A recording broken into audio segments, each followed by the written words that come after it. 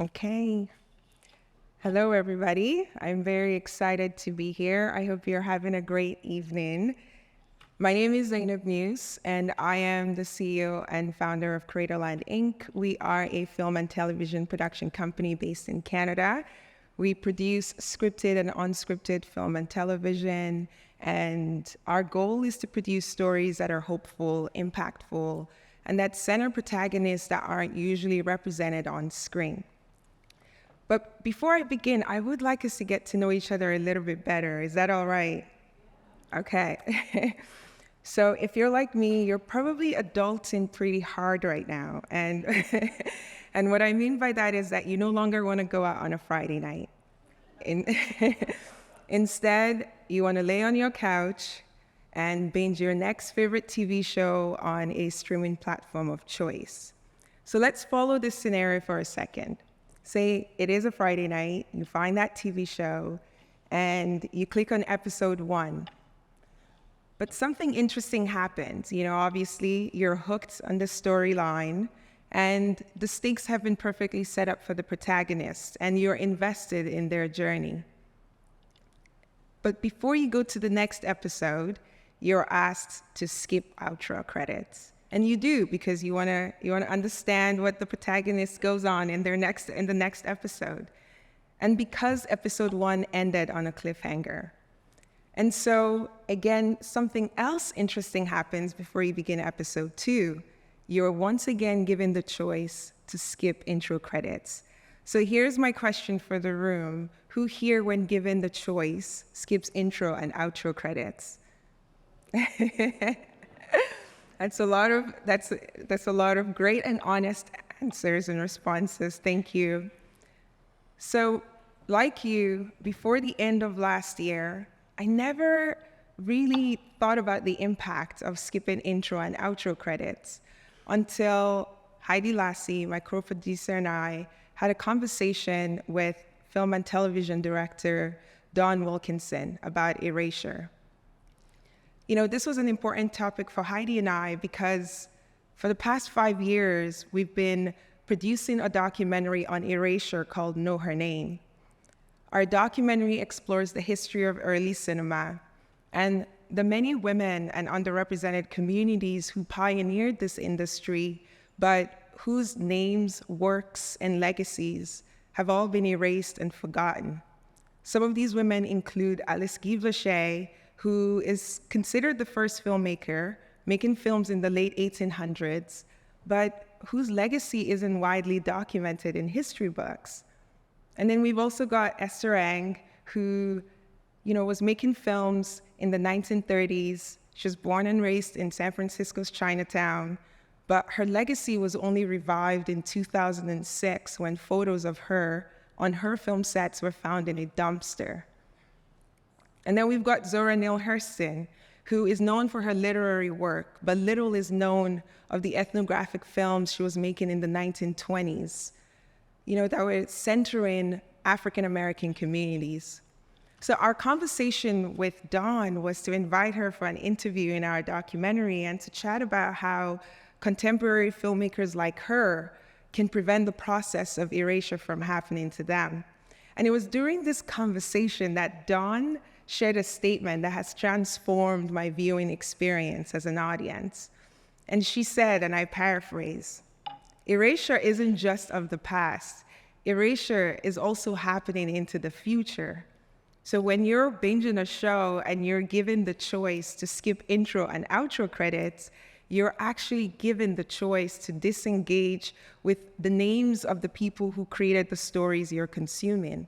So in a way, that is a form of erasure because ownership is no longer attached to the work. I was intrigued. Like you, I see a lot of head nods because I hadn't thought about it that way, but she was right, and she had a point. So I did more research, and I discovered that it is in fact an AI mechanism that allows us to skip intro and outro credits, and it's called binge markers. So binge markers allow for seamless transition between episodes, and they enhance the user experience to keep viewers engaged longer. So in a way, erasure becomes incidental. Reports suggest that on a typical day, audiences press the skip intro button over 100 million times.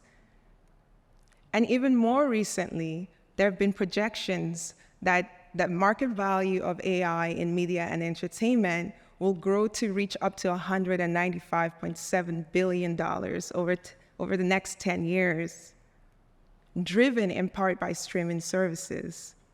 So with all of this value and impact that AI is bringing into the media and entertainment space, we must and should dialogue about erasure.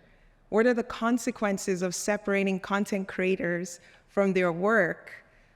And how will, an AI-powered future influence the way we document our cultural history? So these are conversations that are important for us to have. And some people may say we can't remember everything. This is true. But the very nature of erasure that I've now discovered being on this journey is that it actually becomes about who's making the choice about what gets remembered in our collective memory and whose stories and legacies get left out. In fact, erasure has its own consequence, and it's called cultural and historical amnesia, our tendency to forget what has happened before or what came before us. And this amnesia not impacts impacts us, but it also impacts future generations. Because if future generations don't have reference points of what's happened before by people who look like them, then there is the tendency for them to want to reinvent the wheel. And I think that's the irony. If every new generation we're reinventing the wheel, then is society progressing or moving forward? I don't know. I would like to share some reflections I've had as a film and television producer about this topic. And for context, for a lot of people in the room, producers generally oversee the production of film and television throughout its pipeline, from concept to finished product. We hire teams, we raise funding, we oversee the creative aspects of a project, and most of all, we ensure that when the content is finished, audiences have access to it.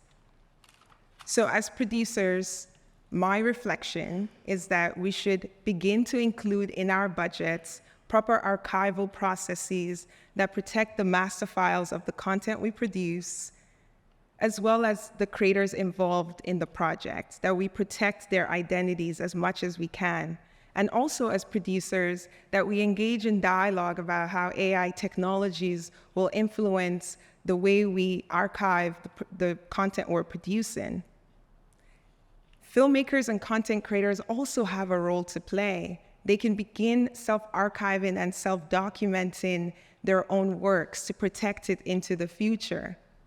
And for audiences who are watching this film and television content like you and I, we should become more informed about the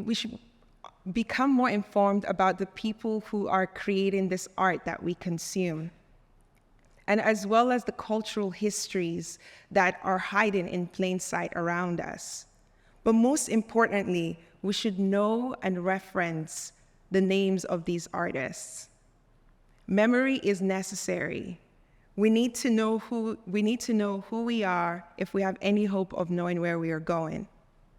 We have to make sure that with the emergence of new and advanced technologies and all of this creative data around us, that we are thinking of preservation in mind for ourselves, the future, and for the hundreds of people who contribute to the piece of film and television that we watch. I know many people are interested in how AI will influence the way we make, create, and present film and television. But really, my curiosity is in how AI will impact preservation, ownership, and erasure. Before I go, my question then becomes, to skip or not to skip? Will you reconsider staying through the intro and outro credits? Thank you very much.